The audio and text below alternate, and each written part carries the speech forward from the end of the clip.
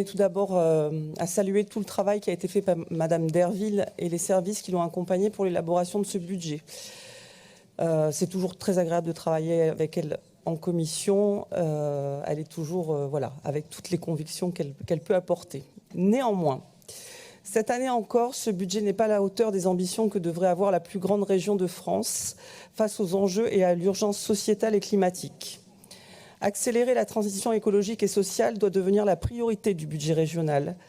Or, une partie de nos recettes proviennent des énergies fossiles, comme le souligne l'avis du Césaire. Aucune anticipation n'est prévue pour repenser nos recettes face à la transition énergétique. Le recours à l'emprunt vous permet cette année de faire face aux surcoûts budgétaires, mais la hausse des tarifs de l'énergie n'est pas un enjeu conjoncturel, mais deviendra un enjeu structurel.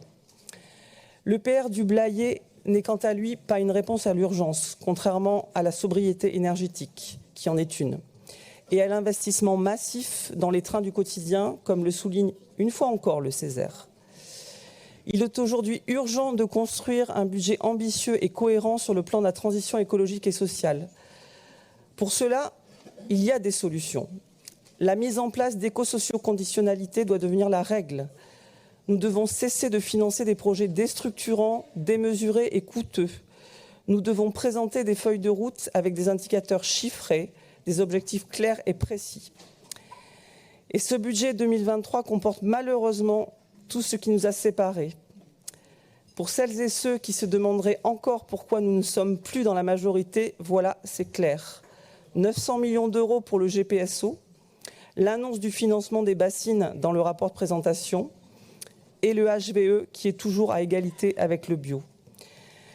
Les budgets alloués à ces projets seraient tellement plus utiles à des actions permettant d'accélérer la transition énergétique et écologique. Nous avons donc souhaité vous faire des propositions constructives pour orienter ce budget et c'est dans cette optique que mes collègues vous proposeront plusieurs amendements. Cette année encore, les emplois associatifs font partie des grands oubliés de ce budget. Contrairement à ce que vous avez répondu à mon collègue Stéphane Trifiletti, cette baisse est bien réelle, comme le souligne encore une fois le Césaire. Certes, les crédits consacrés au développement de la vie associative ont augmenté de 64%. En revanche, le financement des emplois associatifs a baissé, lui, de 82%. Ma collègue Katia Bourdin vous présentera un projet d'amendement permettant de relever le niveau d'ambition de cette politique. Les oubliés, certes, ne sont pas les plus grands projets inadaptés aux urgences du monde actuel à destination d'une catégorie de personnes bien spécifiques. Les oubliés sont plutôt des projets, certes de moins grande envergure, mais qui sont pourtant plus proches des besoins fondamentaux et du quotidien des administrés. L'alimentation est un besoin fondamental qui nécessite d'être connecté avec la protection de la santé. Notre région a besoin d'une véritable agriculture saine. C'est dans cette optique que mon collègue Stéphane Trifiletti vous proposera tout à l'heure un amendement avec une vision stratégique pour renforcer la souveraineté alimentaire de la région. Vous augmentez les autorisations de programme des budgets dédiés à l'agriculture. Espérons que cela puisse bénéficier aux pratiques agroécologiques. Je me permets d'insister encore sur le mot « quotidien », qui est un mot assez simple à comprendre.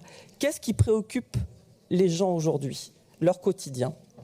Une région comme la nôtre doit être à la hauteur des besoins quotidiens de ses administrés. Tout comme l'alimentation, la mobilité fait partie de ces besoins quotidiens. Et pourtant, dans ce budget, ce n'est pas la mobilité du quotidien qui est mise à l'honneur. Nous vous demandons de réorienter les crédits budgétaires liés à la mobilité. Mes collègues Christine Séguineau et Jean-Louis Pagès vous proposeront pour cela 3 amendements visant à améliorer la mobilité des administrés. Et enfin, ma collègue Amandine Dewel, elle, vous proposera tout à l'heure un amendement afin de renforcer les lignes budgétaires du plan zéro pollution plastique.